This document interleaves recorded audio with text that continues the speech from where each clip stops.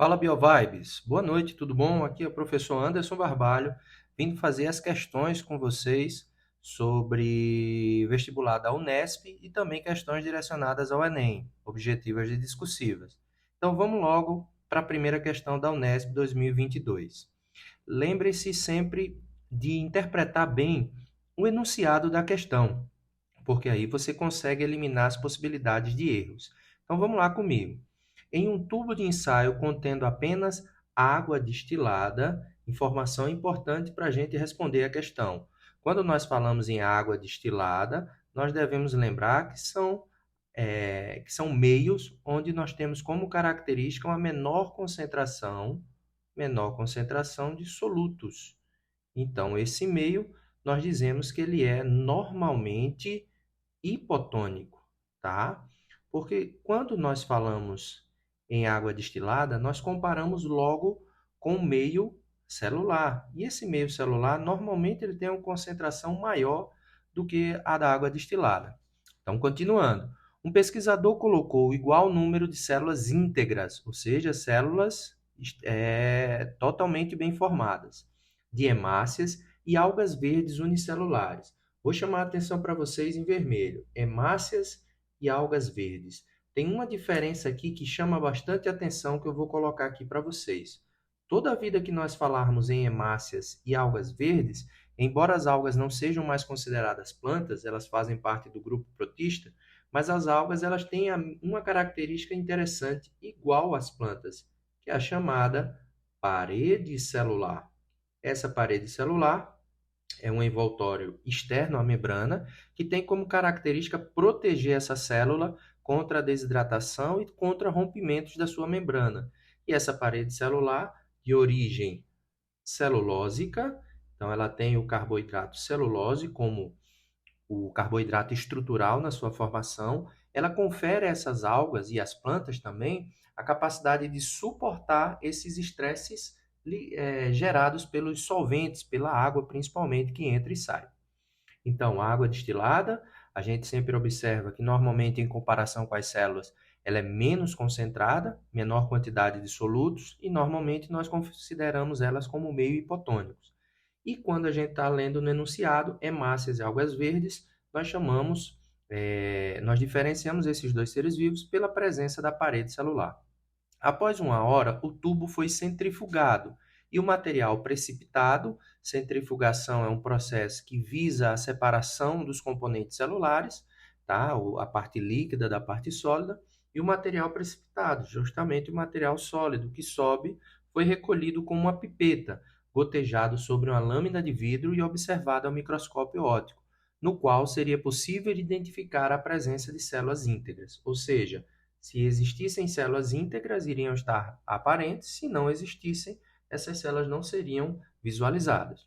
Em seguida, a solução acima do precipitado foi recolhida, a parte superior da solução, o que ficou precipitado, a parte que ficou na porção superior, e submetida à análise bioquímica para possível identificação de moléculas de hemoglobina, que é a molécula proteica, que transporta o oxigênio comum nas hemácias, tá? A coloração vermelha do sangue, ou de clorofila, que é o pigmento que estaria presente nas algas verdes. Nesse experimento, ao microscópio pesquisador, lembre-se sempre quando vocês lerem uma questão, meus queridos, que a situação proposta nós chamamos de situação problema, tá? Ela estará presente sempre no enunciado da questão. Então, sempre no enunciado da questão, nós vamos ter uma situação problema. Então, em toda a questão que nós estaremos falando, nós teremos sempre a situação problema. A sua resposta, ela deve conter uma hipótese que seja plausível para explicar essa situação problema. Mas muito cuidado, que a hipótese que melhor responde à questão, ela pode ter algumas variações. E essas variações de hipótese nós chamamos de distratores. Então, quando eu tenho diferentes hipóteses que não respondem corretamente essa questão, nós chamamos de distratores. Então, lembrem-se sempre, quando vocês lerem o enunciado da questão, nós teremos uma situação problema. A resposta ela será uma hipótese. Resposta: a hipótese que melhor responde àquela situação. E os distratores são normalmente os erros nas alternativas. Então, voltando para a questão, nós vimos o seguinte: nós vimos que nesse experimento o pesquisador vai observar o quê? Como a água destilada é um meio hipotônico, que nós já falamos, ocorrerá uma grande entrada de água em ambas as células. Então, o que vai acontecer, BioVibes? Então, nós temos aqui um ambiente, tá? Uma solução. Essa solução ela é hipotônica.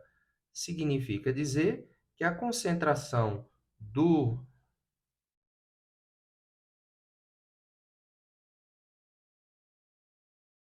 Significa dizer, BioVibes, que a concentração do soluto ela é menor do que solvente. E aqui dentro, BioVibes, nós colocamos células, tá? Hemácias ou algas verdes. Então, se fora é uma água destilada, então esse meio externo ele é menos concentrado, ele é hipotônico. E o meio interno da célula, ele se torna o quê? O meio hipertônico, o meio hipertônico. Então, isso quer dizer o que, BioVibes? Que o meio interno da célula é mais concentrado. Então, nós vamos lembrar aqui o conceito de osmose. Osmose nada mais é do que a passagem do solvente, que é a parte líquida da solução, de um meio menos concentrado hipotônico para um meio mais concentrado, meio hipertônico. Então, isso está nos dizendo que essa célula ela vai receber água. Então, grande quantidade de água do meio vai entrar para dentro dessa célula, possibilitando assim seu aumento de volume, né? Então, a melhor alternativa que fala isso é a letra C. Por que, BioVibes? Porque, como há presença de parede celular nas algas, as células das algas vão continuar íntegras, porque a parede celular confere a capacidade de suporte a essa alteração do solvente que a célula está sofrendo. E na solução aquosa, nós vamos identificar a presença de moléculas de hemoglobina. Por quê? Porque a célula animal, a hemácia, por não ter parede celular, ela vai se romper quando esse grande volume de água entrar nela, e esse rompimento vai promover com que suas moléculas sejam lançadas para o meio. Então, com isso, somente teremos as células íntegras das algas pela presença da parede celular, e pelo conceito de osmose, essas células vão ganhar grande volume de líquido. Essa quantidade de líquido ela vai possibilitar o quê? Com que as células ganhem grande volume, com que elas fiquem túrgidas, e à medida que elas ficam túrgidas, o que vai acontecer? A animal se rompe e a vegetal ela se mantém intacta pela presença da parede celular. Então, nessa questão da Unesp desse ano, você tem que lembrar dos conceitos de osmose e difusão, transportes pela membrana, e você teria que lembrar também um pouquinho do conceito das células procariontes e eucariontes, animais e vegetais, para conseguir responder. Nunca esqueça, BioVibes, sempre nas alternativas nós teremos hipóteses. A correta foi a letra C, a que melhor responde a questão. Porém, existem outras alternativas com distratores, são aquelas que se parecem muito com a resposta correta, tá certo? Fica a dica aí, acompanha a gente. Valeu, BioVibes!